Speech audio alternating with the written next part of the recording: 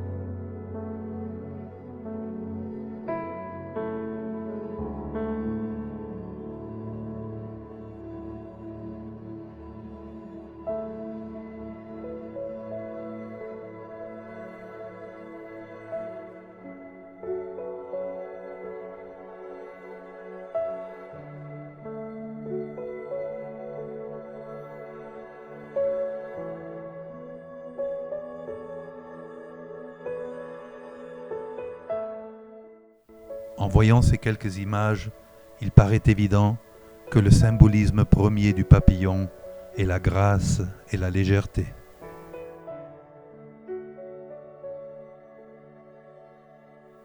En raison de sa légèreté et de sa grâce, le papillon a une connexion avec la féminité et toutes les forces féminines de la vie.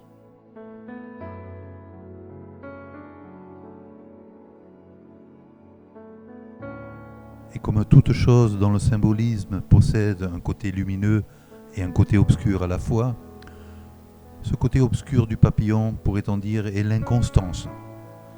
On pourrait parler aussi d'une certaine superficialité.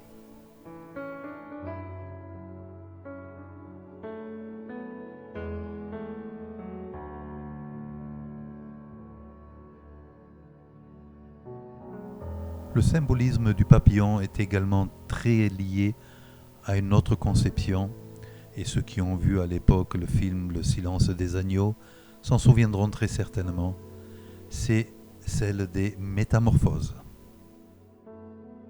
Car en effet, la chrysalide, de laquelle naît le papillon, est un symbolisme à mettre en parallèle avec l'œuf.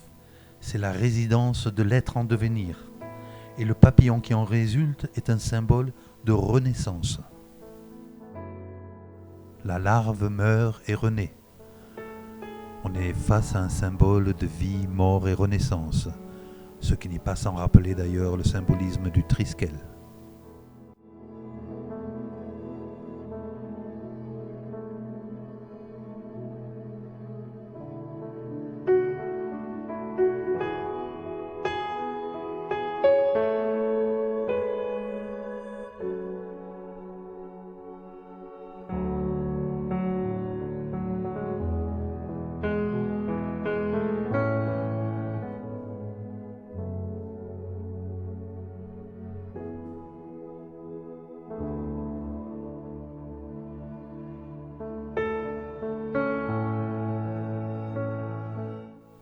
Dans les anciennes traditions païennes de l'antique Grèce et de l'antique Rome, existe une figure divine, ou quasi divine, qui se nomme Psyché, ou bien Psyché selon les prononciations. Elle est représentée comme une femme d'une très grande beauté, avec des ailes de papillon. Elle est tellement belle que Vénus, la déesse de la beauté, en est jalouse. Raison pour laquelle elle envoie Cupidon lui tirer une flèche afin que Psyché tombe amoureuse de l'être le plus horrible qui puisse exister. Mais cet envoûtement de Cupidon finalement fut un échec, car il n'aura pas lieu.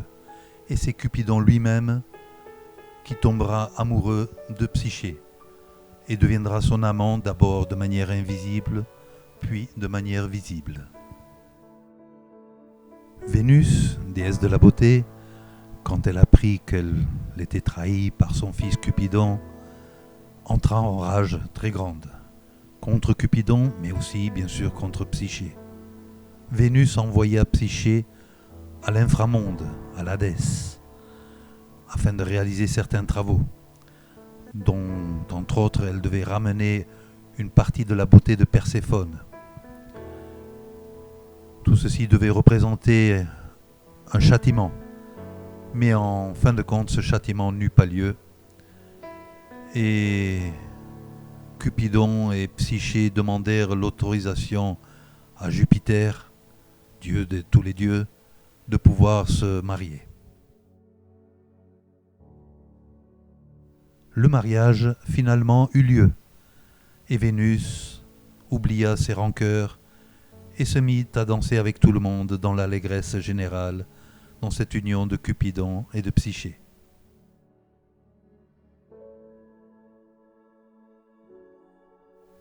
Dans ce mythe, Psyché fait donc un séjour dans l'inframonde, l'Hadès, le monde des morts, et au niveau symbolique, ce n'est pas le fruit du hasard, car en effet, Psyché symbolise l'âme. Elle est le souffle vital. Psyché est donc l'esprit d'un être vivant, dans sa phase post-mortem, ce qui est manifesté par cette légèreté. L'esprit est devenu tout léger car il n'est plus dans son enveloppe physique. Là encore, nous retrouvons ce symbolisme de vie, mort et renaissance.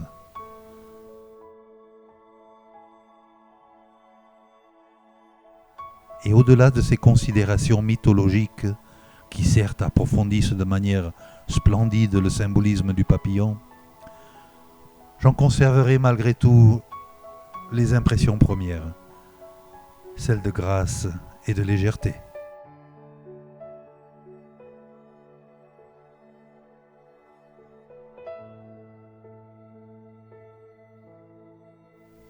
Bien, nous voilà arrivés au terme de cet exposé, qui j'espère vous aura plu.